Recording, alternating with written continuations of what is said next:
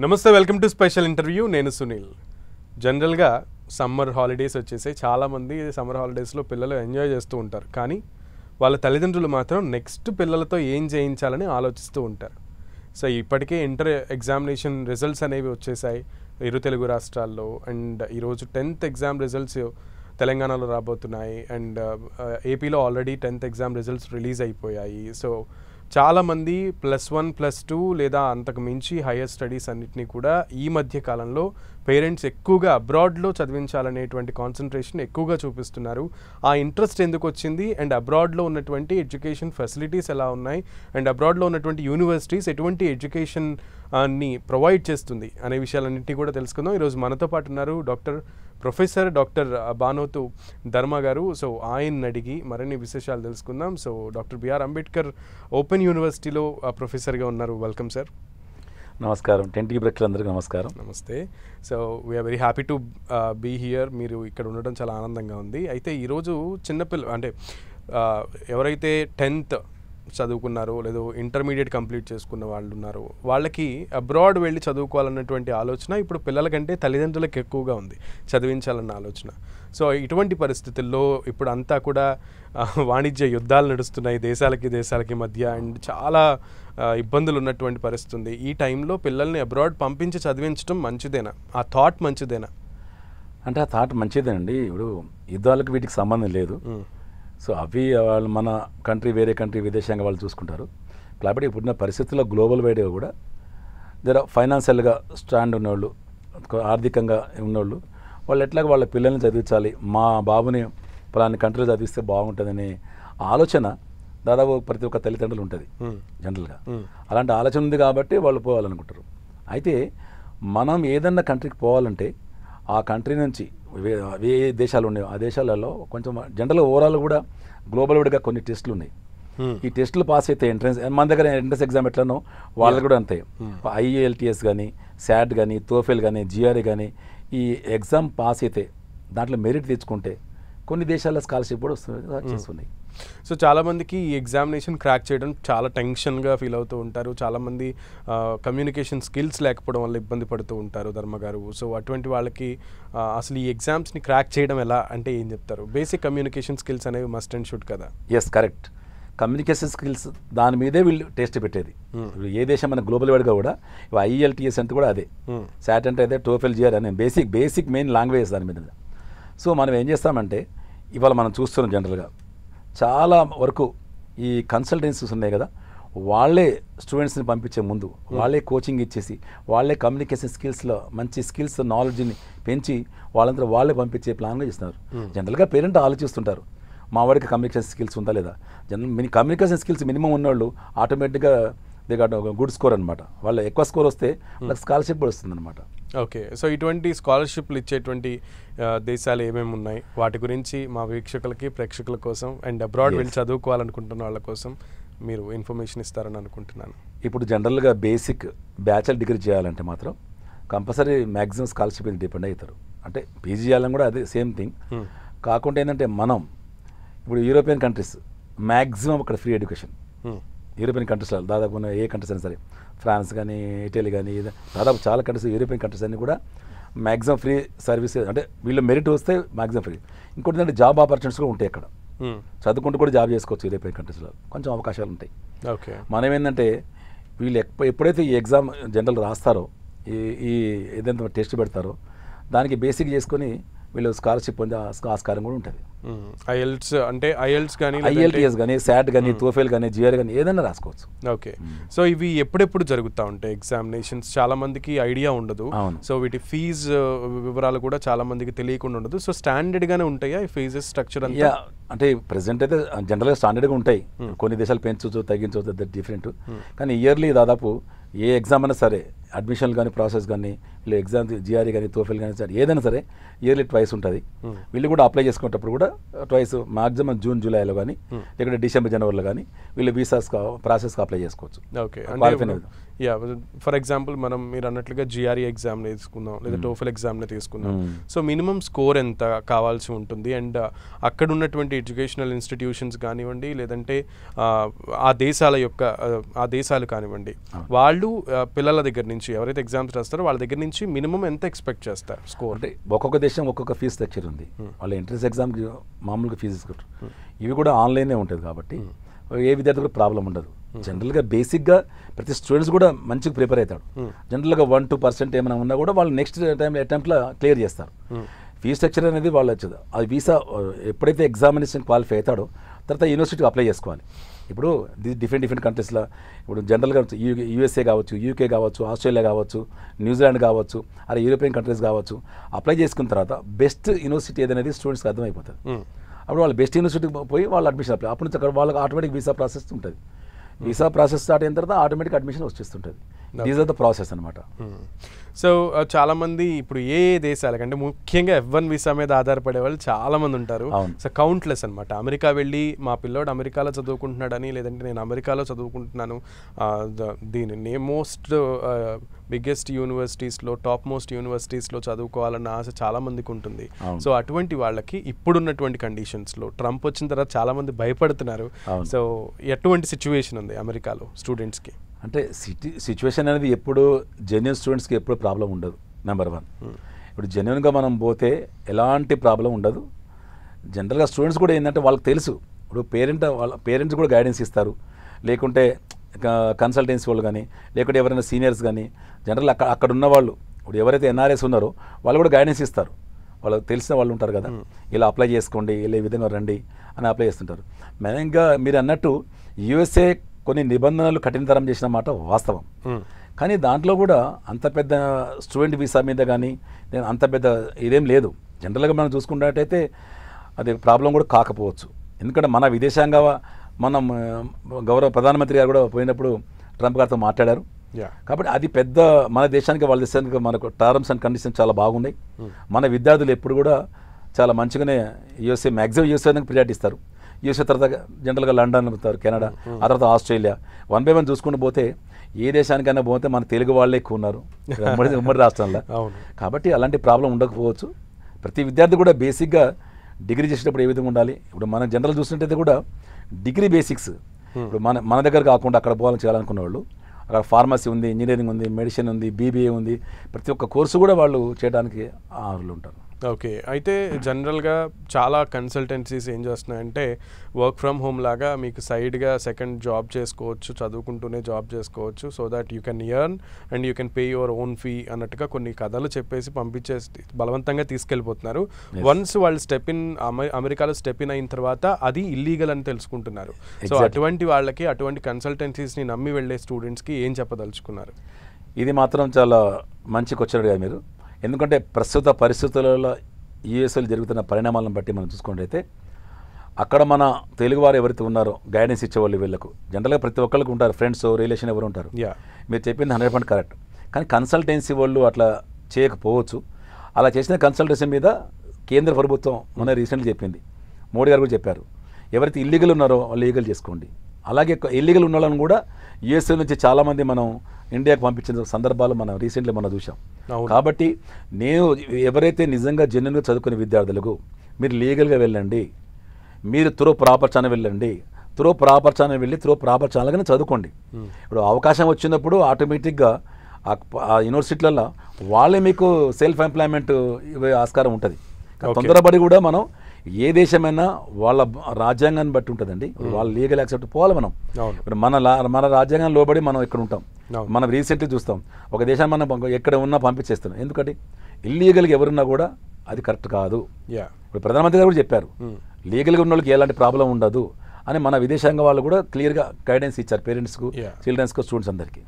So security deposits ఉంటాయి స్టూడెంట్స్కి. So అటువంటి వాళ్ళు చాలామంది ఇక్కడ middle class families, below middle class families కానీ పోవర్టీ లైన్లో ఉన్న వాళ్ళు కూడా మెరిట్ ఉండి అబ్రాడ్లో చదువుకోవాలనుకుంటారు. అటువంటి వాళ్ళకి ఎటువంటి సపోర్ట్ లభిస్తుంది మన దగ్గర నుంచి, అండ్ అలాగే అక్కడ యూనివర్సిటీస్ నుంచి ఎటువంటి సపోర్ట్ ఉంటుంది? ఒకరండి, నిజంగా మనం ఇందాక మాట్లాడుకున్నట్టు వాళ్ళు కనుక మెరిట్లో వస్తే వాళ్ళు ఏ యూనివర్సిటీలో అప్లై చేసుకుంటారో కొన్ని యూనివర్సిటీలు స్కాలర్షిప్స్ ఇస్తుంటాయి. ఆ స్కాలర్షిప్ మీద డిపెండ్ అయ్యి వాళ్ళు చదువుకోవచ్చు. నెంబర్ 1. అలాగే మన దగ్గర మన భారతదేశంలో స్పెషల్లీ మన ఉమ్మడి ఆంధ్రప్రదేశ్లో, తెలంగాణలో కానీ ఆంధ్రాలో కానీ మనకు కూడా ఎస్సీ, ఎస్టీ, బీసీ విద్యార్థులకు వాళ్ళ డిపార్ట్మెంట్ సోషల్ వెల్ఫేర్ కానీ ట్రైబల్ వెల్ఫేర్ కానీ బీసీ వెల్ఫేర్ కానీ వాళ్ళకు స్కాలర్షిప్స్ ఇస్తుంది. వీళ్ళు బ్యాంక్ గారు ఇప్పుడు బ్యాంక్ వాళ్ళు కూడా లోన్ ఇస్తున్నాయండి. అలాంటి ప్రాబ్లం ఏముంది. కాకుంటే మనం చూసే సెక్యూరిటీ డిపాజిట్ కానీ వాళ్ళ టర్మ్స్ అండ్ కండిషన్స్ అని యూఎస్ఏ కానీ యూకే కానీ కెనడా కానీ జర్మనీ కానీ ఫ్రాన్స్ కానీ యూరోపియన్ కంట్రీస్ ఏదైనా కానీ మనం వాళ్ళ టర్మ్స్ అండ్ కండిషన్తో మనం పోతే ఏ విద్యార్థి కూడా ప్రాబ్లం రాదు. కాబట్టి విద్యార్థులు వాళ్ళ పేరెంట్ కూడా దృష్టిలో పెట్టుకొని మీకు ఇచ్చే గైడెన్స్ ఏంటంటే మీరు త్రో ప్రాపర్ ఛానల్ వండి కన్సల్టెన్సీ వాళ్ళు చెప్పింది కూడా మీరు 1-2 సార్లు క్రాస్ చెక్ చేసుకోండి, గైడెన్స్ తీసుకోండి. మీరు కెరీర్ గైడెన్స్ తీసుకోవడం వల్ల తప్పు లేదు. ఎవరికన్నా ఇప్పుడు మీకు తెలిసి ఉండొచ్చు, నాకు తెలుసుకుపో ఉండొచ్చు, నాకు తెలిసి మీకు తెలిసి ఉండొచ్చు. ఒక 4-5 నడితే గైడెన్స్ తీసుకొని ఇంకా దూర ప్రాంతాలకు పోతున్నారు. తల్లిదండ్రులు ఎంతో ఆశతోటి పిల్లల్ని అంత వేరే దేశానికి పంపిస్తున్నప్పుడు పేరెంట్స్ కూడా తల్లిదండ్రులు 1-4 సార్లు ఆలోచిస్తారు. అంత ఈజీగా పోయే ప్రాబ్లం కాదు. కానీ ఏదైనా సరే మీరు లీగల్గా పోండి, లీగల్గా చదువుకోండి. మీకు ఇవాళ రేపైనా మీరు చదువుకున్న దాన్ని బట్టి మీకు ఫస్ట్ ఇయర్ కాకుండా సెకండ్ ఇయర్లో అన్న తర్వాత కూడా మీకు జాబ్ ఆపర్చునిటీస్ వస్తుంటాయి. అలా మెల్లగా చేసుకోవచ్చు. ఒకేసారి పోయి మనకు కావాలంటే కష్టం. It will take minimum time. ధర్మ గారు, ముఖ్యంగా ఆస్ట్రేలియా కెనడాలకి ప్రిఫర్ చేసే వాళ్ళు కూడా చాలామంది ఉన్నారు ఇప్పుడు. సో వాళ్ళతో పోల్చుకుంటే, అంటే యూఎస్ఏతో పోల్చుకుంటే ఆస్ట్రేలియా కెనడాలో ఉన్నటువంటి ఎడ్యుకేషన్ ఆపర్చునిటీస్ ఎలా ఉన్నాయి, ఎడ్యుకేషన్ యూనివర్సిటీస్ ఎట్లా ఉన్నాయి, అండ్ అక్కడ ఉన్నటువంటి ఎడ్యుకేషన్ పాలసీ ఏంటి? ఒకటండి, ఏదన్నా యూఎస్ఏ తర్వాతే కెనడా కానీ లేకుంటే వేరే ఆస్ట్రేలియా కానీ లేకుంటే న్యూజిలాండ్ కానీ కాకుండా ఎడ్యుకేషన్ పాలసీస్లో సిస్టమ్స్లో ఏది చేంజ్ ఉందండి దాదాపు ఉండదు. సో మాక్సిమం చేంజెస్ ఉండవు. ఎగ్జామ్స్ కానీ ఏది కానీ యూనివర్సిటీస్ అప్లై చేసుకోవడం కానీ అక్కడ యూనివర్సిటీ అప్లై చేసుకున్న తర్వాత కూడా వాళ్ళు ఏదో ఫేర్వెల్ పార్టీ బిఫోర్ ద పోతే విద్యార్థి తల్లిదండ్రులు కూడా వాళ్ళు గైడెన్స్ ఇస్తుంటారు. At the right time, at right place, at right education లాగా మనం ఏదన్నా ఒక టైం చేసుకొని పోతే విద్యార్థులకు కానీ యూనివర్సిటీ కానీ బెనిఫిట్ ఉంటుంది. అట్లుంటుంది. కానీ యూఎస్ఏకి మించింది ఇది లేదు. కాబట్టి ప్రస్తుత జరిగిన పరిస్థితులను బట్టి కొంచెం టైట్ ఉండొచ్చు. టైట్ అంటే మీన్స్ కొంచెం వీసా ప్రాసెస్ కొంతమంది F1 వీసాలు ఎక్కువ ఇస్తుండొచ్చు, తక్కువ ఇస్తుండొచ్చు. మనం కూడా ఉన్నాం. ట్రంప్ గారు కొన్ని పేపర్లలో మీడియాలో న్యూస్లో వచ్చినాయి, అన్ని వీసాలు తగ్గించేసిండు, మన విద్యార్థులు పోలేరు అనే కొంచెం విద్యార్థుల తల్లిదండ్రులు విద్యార్థులు భయానంలో గురయ్యారు. అలాంటి ఏమి అవసరం లేదు. ఎందుకంటే యూఎస్ఏ గ్లోబల్ వైజ్ కూడా యూఎస్ఏ టాప్ కంట్రీ. మన దేశం లాగానే వేరే దేశాల్లో కూడా మెక్సికో కానీ యూరోప్ చాలామంది లండన్ నుంచి కూడా యూఎస్ఏకి వెళ్తుంటారు వివిధ దేశాల నుంచి. కాబట్టి అట్లా కాకుండా సెకండ్ ప్రిఫరెన్స్ మనం ఇవ్వచ్చు. ఆస్ట్రేలియా కెనడా మన నో ప్రాబ్లం. ఆస్ట్రేలియా కెనడా కూడా మన వాళ్ళు చాలా ప్రిఫరెన్స్ ఇస్తున్నారు. ఇవాళ చూడండి, మనం ఎక్కడ పోయినా కూడా సింపుల్గా మనం వాళ్ళు చాలా రెస్పెక్ట్ చాలా ఉంది.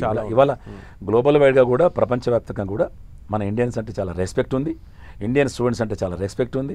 కాబట్టి మన వాళ్ళు చాలామంది పోయి అక్కడ చదువుకొని సెటిల్ అయి ఉన్నారు.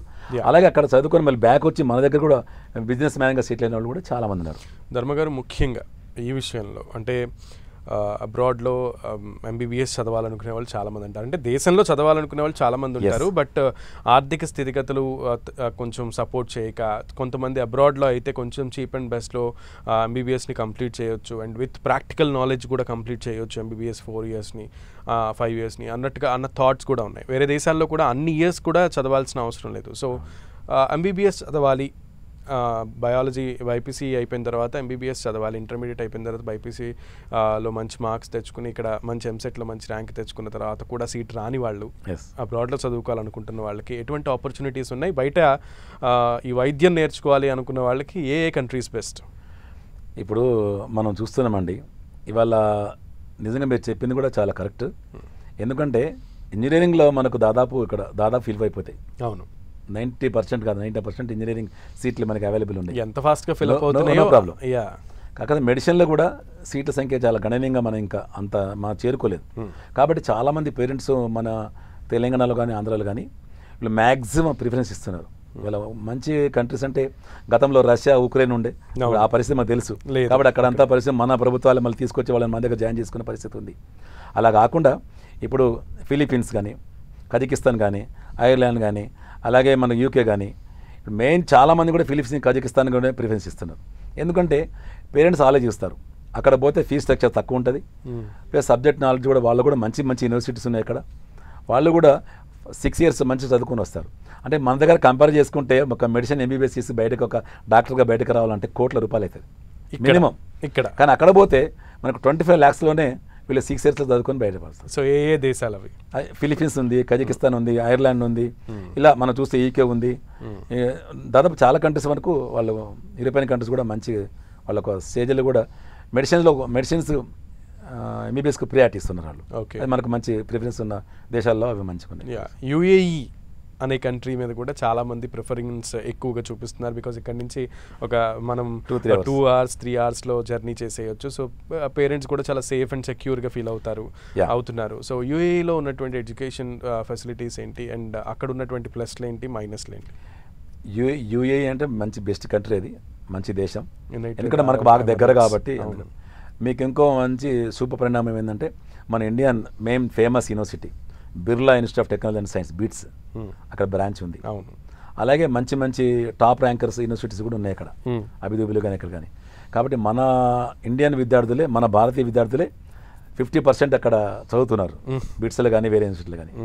కాబట్టి యుఏఈ అనేది ఎడ్యుకేషన్ పరంగా, విద్యాపరంగా చాలా మంచి దేశం. అది అక్కడ బీబీఏ చేసుకోవచ్చు, ఇంజనీరింగ్ చేసుకోవచ్చు, అన్ని విధాలు కూడా కోర్సెస్ చాలా మంచి ఉన్నాయి. కాబట్టి చాలామంది విద్యార్థులు కూడా, ఇంకోటి మీరు చెప్పినా కూడా చాలా దగ్గర కదా మనకు, జస్ట్ 2 hours జర్నీ, కాబట్టి ప్రిఫరెన్స్ ఇస్తారు.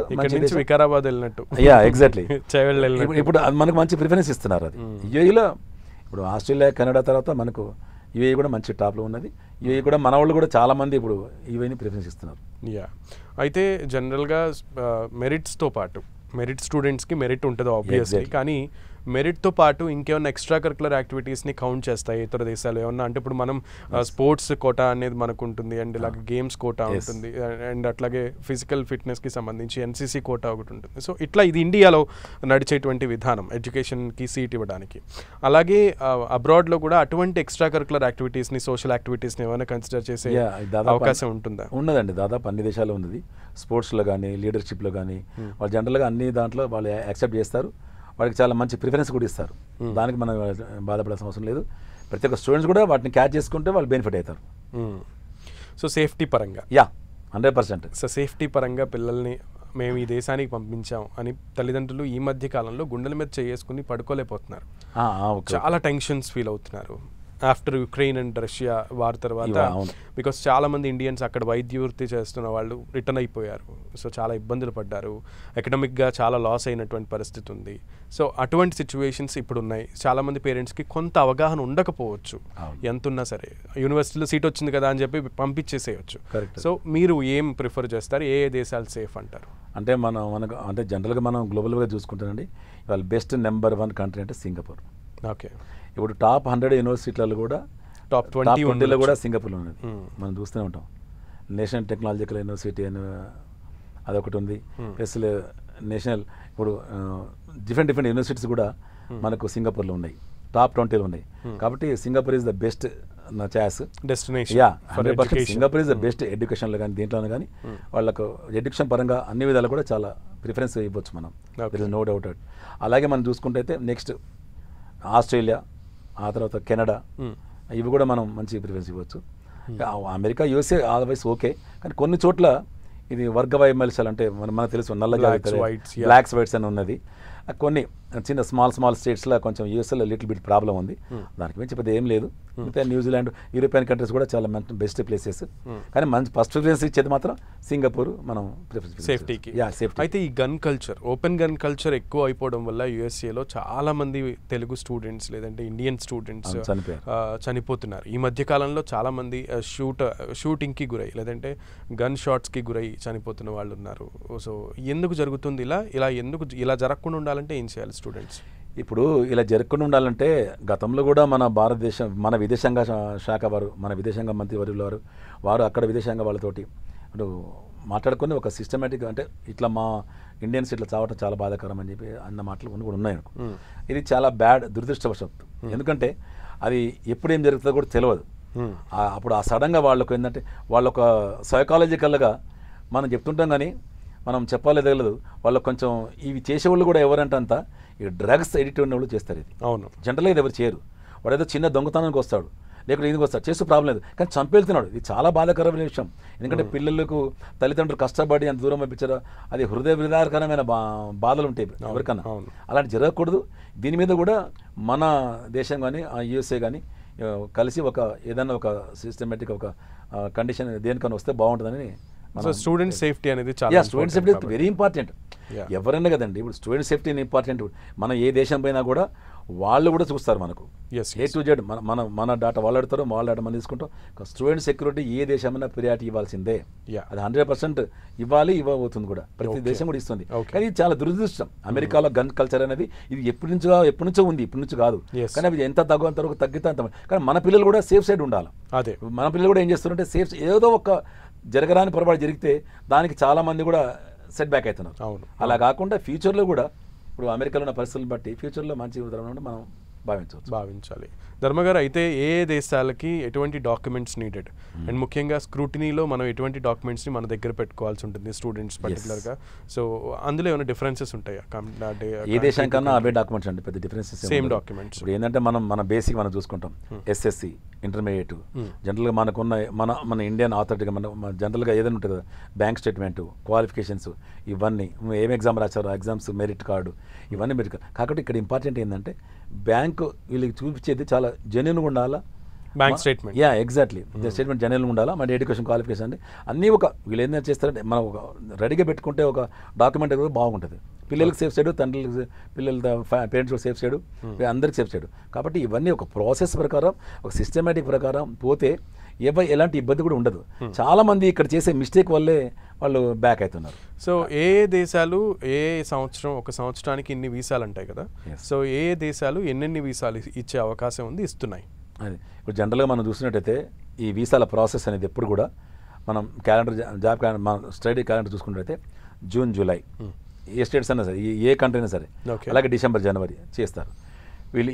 ఈ టైంలో వీసాలు ప్రాసెస్ చేస్తారు వాళ్ళు. జనరల్గా అది మ్యాక్సిమం బై మెరిట్లోనే. ఇప్పుడు వీళ్ళు ఎప్పుడైతే ఎగ్జామ్ రాసి క్వాలిఫై అవుతారో వీళ్ళు అక్కడ ఏ దేశం ఉందో ఆ దేశంగా అప్లై చేసుకోవాలి. అప్లై చేస్తే ఆటోమేటిక్గా నీకు వీసా వస్తుంది. ఈ వీసా ప్రాసెస్ మొత్తం మనం చెప్పిన దాన్ని బట్టి జూన్, జూలై ప్లస్ డిసెంబర్, జనవరిలోనే జరుగుతుంది. సో పర్ ఇయర్ అంటే మనకు వాళ్ళ దేశంలో ఉన్న కోటను బట్టి ఏ కంట్రీకి ఎంత ఇవ్వాలనేది దాని ప్రకారం ఉంటుంది. సో అది పెరగవచ్చు, తగ్గొచ్చు, దానికి పెద్ద ఇబ్బంది ఏమి ఉండదు. ఇప్పుడు యూనివర్సిటీలో మనకు అడ్మిషన్ ఉంటుందండి. మన జనరల్ చూసుకుందాం, మన యూనివర్సిటీలో ఒక బ్రాంచ్కి ఒక 120 అడ్మిషన్స్ ఉంటాయి. ఈ 120 అడ్మిషన్లో ఎంత కేటాయిస్తారు జెన్యూన్గా దాన్ని బట్టి ఉంటుంది. మళ్ళీ వేరే ఫారెన్ కల్చర్ కూడా 1000 అడ్మిషన్ ఉంటాయి. కానీ మనకి ఎంత కేటాయిస్తే దాని బై మెరిట్ కేటాయిస్తారు వాళ్ళు. వితౌట్ క్వాలిఫై కాకుండా కాదు. We have to test our luck. Exactly. So మొత్తానికి అబ్రాడ్ వెళ్ళి చదువుకోవాలనుకుంటున్న వాళ్ళకి ముఖ్యంగా అండ్ కొంచెం బెస్ట్ ఎడ్యుకేషన్ కావాలనుకుంటున్న వాళ్ళు అండ్ చీప్ ఎఫర్ట్తో, అంటే ఎక్కువ కంపారిటివ్లీ ఇండియాలో పోల్స్తే బయట దేశాల్లో కొంచెం తక్కువ ఖర్చుతో చదువుకోవాలి, బెస్ట్ ఎడ్యుకేషన్ కావాలనుకుంటున్న వాళ్ళకి ధర్మగారు చెప్పినటువంటి సలహాలు, సూచనలు చాలా పనికొస్తాయి అండ్ ఉపయోగపడతాయని మనస్ఫూర్తిగా కోరుకుంటున్నాను. వాల్యుబుల్ టైంని మాకు కేటాయించి వాల్యుబుల్ ఇన్ఫర్మేషన్ మా స్టూడెంట్స్ కోసం షేర్ చేసినందుకు స్పెషల్ థ్యాంక్స్ ధర్మగారు. థ్యాంక్ యూ అండి. ఇది ఇవాల్టి స్పెషల్ ప్రోగ్రామ్. మళ్ళీ కలుద్దాం. అంతవరకు సెలవు. నమస్తే.